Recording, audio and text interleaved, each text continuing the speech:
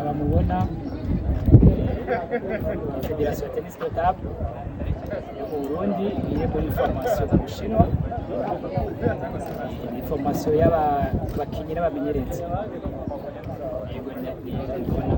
bose hamwe n'abantu 20 bagizemo abakinyi 14 n'abatreneri batandatu, hakaba harimo abatreneri babiri muri batandatu, abandi bane n'abahungu, abakinyi muri 14 harimo abakobwa batandatu nyine bw'amabuba imyaka yose umwaka ku mwaka, ariko kuvaho ikiza covid 2019 itereye byari byahagaze, none ubu basubiye kuronka ibakwe yo gusubira bitabira izo formation.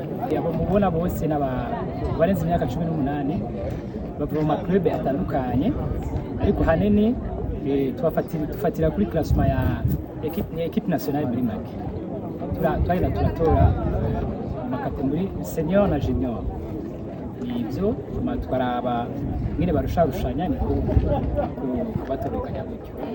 Sagale muri province yitwa Hunan, yitwa Changsha, yego izotanga itariki 15 zihere itariki 29 natwaruke itariki 30. Ndibaza information izomara isi 18 sikintu coroshe, sico kimwe nibaza bazoba bangana n'abasigaye ngaha, hazoba hariho akarusho turavyiteze kubera urabona ko ari abantu bakuze, ndibaza ko batagiye gusinata, gusa abantu bose baronka iyo bakwa yo kuronka amaformation. Rero ubu bayirose ndibaza ko bazoyisinatisha na gato.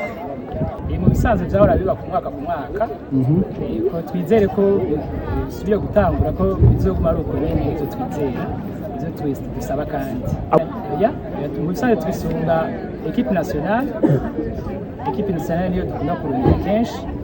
Urumva yagira ibako yo gusubira kuba uwa mbere, arashobora gusubira kandi, ariko hanini formation yayindi nyene numva nta tuzoza turahindura bivanye nyine tubona umuntu ariko arigenza.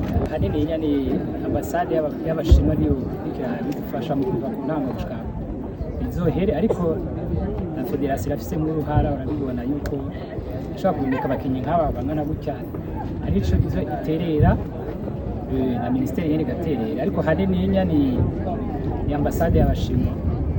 Imigwi ikunda kwibonekeza kenshi kuba mu Zambia, abakinyi benshi bava muri Charama Tennis Club, harimo abandi bakurikirana Club Alliance, hanyuma Club Timbo, Club Muzinga, harimo na Club Champion. Izo zikunda kubonekeza kenshi, ziba zifise abakinyi benshi muri equipe nationale.